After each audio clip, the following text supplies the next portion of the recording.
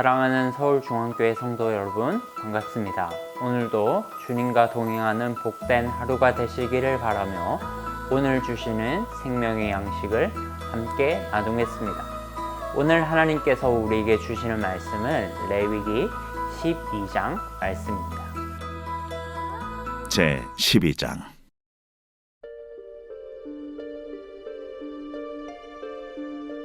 여호와께서 모세에게 말씀하여 이르시되 이스라엘 자손에게 말하여 이르라.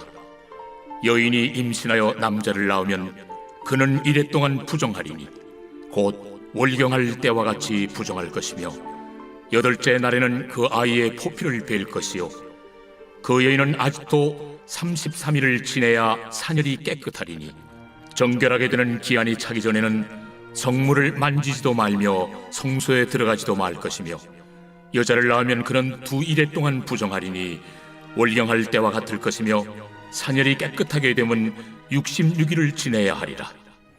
아들이나 딸이나 정결하게 되는 기한이 차면 그 여인은 번제를 위하여 1년 된 어린 양을 가져가고 속죄제를 위하여 집비둘기 새끼나 산비둘기를 회막문 제사장에게로 가져갈 것이요 제사장은 그것을 여호와 앞에 드려서 그 여인을 위하여 속죄할지니 그리하면 사녀리 깨끗하리라.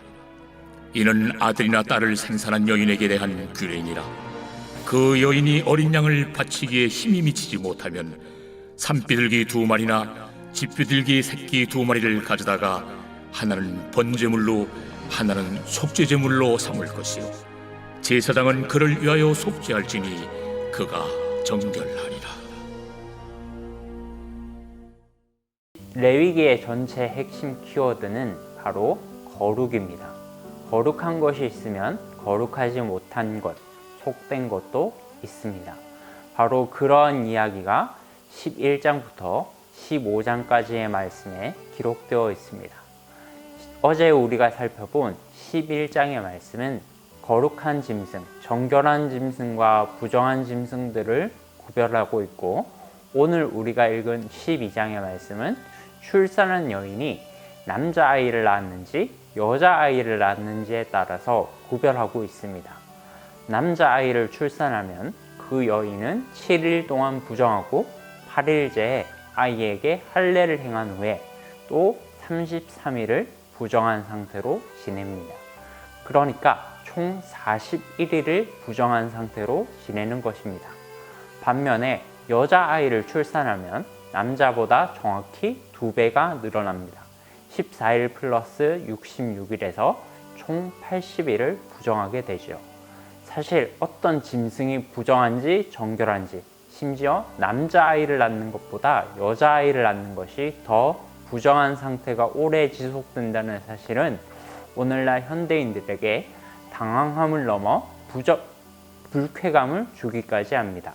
그런 이유인지는 몰라도 이 부분에 관련해서 하나님께서 왜 굳이 이렇게 하셨을까에 대한 합당한 해석이 아직 나오지 못했습니다.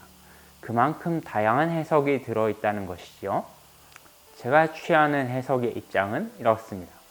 2절 끝에 보면 여인이 남자아이를 낳고 첫 7일 동안 부정한 것에 대해서 월경할 때와 같이 부정할 것이며 라는 말씀이 있습니다. 또 4절에 보면 33일이 지나야 산혈이 깨끗해지리니 라는 말씀이 있습니다. 여자아이를 낳는 것도 마찬가지입니다. 5절에 보면 비록 기간은 차이가 있지만 월경할 때와 같을 것이며 라는 문구와 산혈이 깨끗해지리니 라는 문구는 반복되고 있습니다.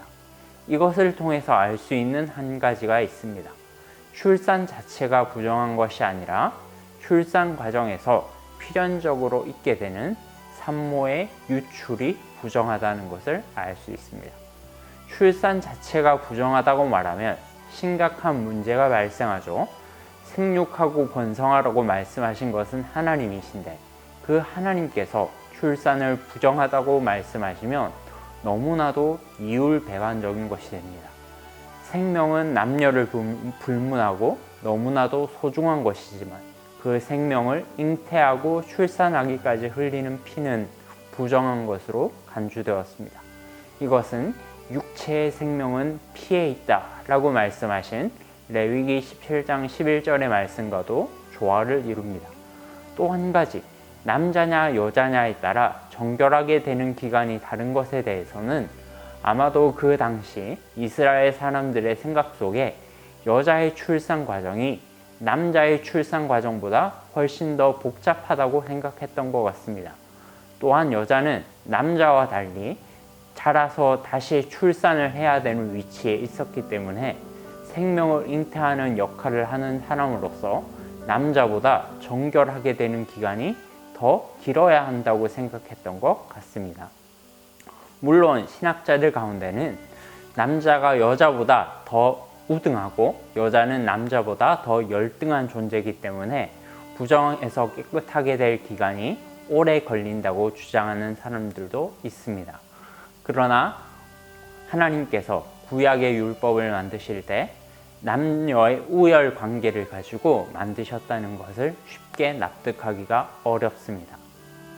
아무튼 41일 또 80일을 그렇게 부정한 상태로 지내고 난 다음에 여인은 제사장에게 가서 각 번제를 위한 어린 양과 속죄제를 위한 산비둘기 혹은 집비둘기 새끼를 가지고 제사장에게 가서 제사를 드립니다.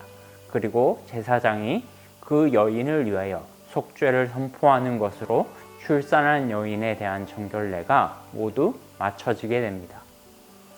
사랑하는 성도 여러분, 이것을 통해서 오늘 이 본문을 통해서 우리가 무엇을 적용할 수 있을까요?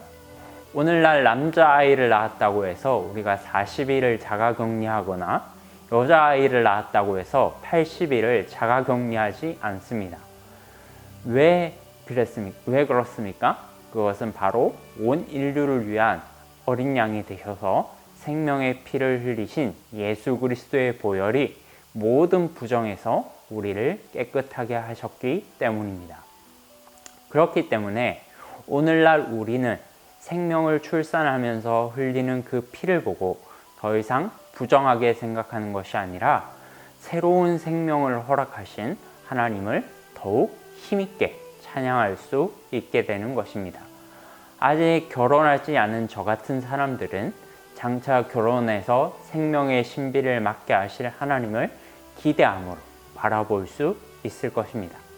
또 이미 출산을 다 하신 분들도 장차 여러분들의 자녀들을 통해서 태어날 손주들을 바라보며 생명의 신비를 다시 한번 누릴 수 있게 될 것입니다. 손주까지 다 보신 분들은요, 교회에서 계속 태어나고 자라는 우리 아이들을 통해서 누릴 수 있게 될 것입니다.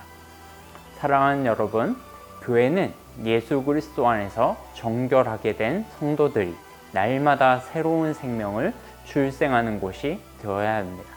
영적으로도 마찬가지고 육적으로도 마찬가지입니다. 우리는 더 이상 레위기 12장의 정결법을 문자적으로 지키지 않습니다. 예수 그리스도 안에 있는 성도들은 이미 다 거룩한 자이기 때문입니다.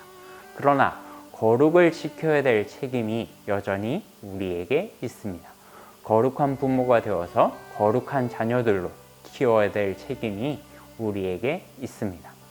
물론 이 일을 해야 되는 것은 가장 중요한 것은 1차적으로 각자의 가정입니다. 그러나 동시에 우리 서울중앙교회에서 자라는 모든 아이들은 우리 모든 성도들의 자녀라는 것을 기억하시기 바랍니다. 그러므로 사랑하는 여러분, 자라나는 믿음의 다음 세대들에게 하나님 앞에 정결하고 거룩한 삶의 모습을 물려주시기를 주님의 이름으로 축복합니다. 기도하겠습니다. 살아계신 하나님 아버지, 은혜를 감사합니다. 오늘 레위기 12장의 정결 예식을 통하여서 이 본문의 참 의미에 대해서 우리가 살펴보았습니다. 이것이 출산하는 것이 부정하고 정결하지 못한 것이 아니라 이미 우리는 예수 그리스도 안에서 정결한 자가 되었고 거룩한 자가 되었는데 이 생명을 다시 잉태하게 하시는 하나님 앞에서 우리가 우리의 거룩한 모습들과 거룩한 삶의 모범들을 우리의 후손들에게 계속적으로 물려줄 수 있는 믿음의 가문들이 될 수 있도록 은혜 베풀어 주시옵소서. 각자의 가정에서뿐만이 아니라 우리 교회가 우리가 책임져야 될 모든 아이들이 우리 모두의 자녀들임을 알고 함께 힘쓰며 이 일에 전심전력할 수 있도록 은혜 베풀어 주시옵소서. 감사드리옵고 우리를 죄에서 구원하신 예수 그리스도의 이름으로 기도드립니다. 아멘.